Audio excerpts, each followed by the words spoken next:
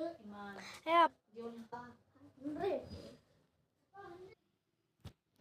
साल 2035 विज्ञान ने इतनी ज्यादा तरक्की कर ली है कि वो टीरेक्स जो हजारों साल पहले एक्सटिंक्ट हो चुका था, उसे वैज्ञानिकों ने अपनी बायोलॉजी के जरिए, टीरेक्स ही नहीं, ऑलमोस्ट वो हर प्री हिस्टोरिक एनिमल जो एक टाइम पर केवल आपको एनिमेशन और वीएफएक्स की मदद से दिखाया जाता था, उन्हें लैब्स में फिर से क्रिएट किया गया है, उन्हें फिर से जिंदा कर दिया गया है। अब आप इनको बस अपनी स्क्रीन पर नहीं बल्कि रियल लाइफ में एक स्पेसिफिक जू में जाकर देख सकते हो, जो कि अलग से इन्हीं प्री हिस्टोरिक एनिमल्स के लिए बनाया गया है। सुनने में आपको ये किसी साई-फाई मूवी की स्टोरी लग रही होगी, लेकिन 2035 तक ये चीज रियलिटी में बदल चुकी होगी, ठीक वैसे ही जैसे कि लैब में बना दिए गए हैं ये डायर वुल्व्स, जिनकी प्रजाति इस दुनिया से साफ हो चुकी थी, ये एक्सटिंक्ट हो चुके थे। लेकिन हजारों साल पुराने डीएनए के कुछ सैंपल्स का इस्तेमाल करके साइंटिस्ट ने इन डायर वुल्व्स को फिर से जिंदा कर दिया है। तो जब इन्हें फिर से जिंदा करना पॉसिबल है, तो फिर वो हर प्री हिस्टोरिक एनिमल जिंदा किया जा सकता है, जैसे आपने सिर्फ मूवीज में देखा होगा। और सिर्फ प्री हिस्टोरिक एनिमल्स ही क्यों, हो सकता है भविष्य में साइंटिस्ट मिथिकल क्रीचर्स को भी रियलिटी बना दें, क्योंकि ये जितने भी मिथिकल क्रीचर्स थे ना, ये केवल लोगों की कल्पना में नहीं थे, ये रियली में उस समय पर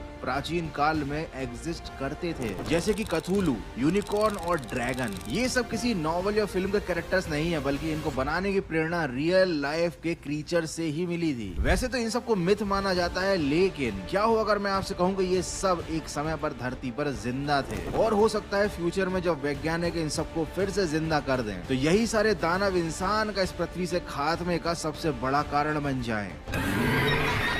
This has got to be Bengaluru's newest obsession. If you have been working in corporates for over 5, 10, 15 years and not have been able to attract high salaries or premium positions, this probably could be the problem. You are positioning yourself as a doer. That means you keep talking about the tasks that you have completed. I have done this, I completed this, I'm responsible for this. This is the biggest problem. You need to reposition yourself as a high impact leader, which means talk about the decision making, talk about ownership, and talk about business outcomes. Companies do not pay you for tasks, they pay you for these things. And all of this comes under rebranding, repositioning. You got to do that for yourself. And if you do not understand much about it, I'm conducting a career branding masterclass where I'll clearly lay out the complete roadmap for you, how to attract high paying salaries and leadership roles. Click on the link below and join me for the masterclass.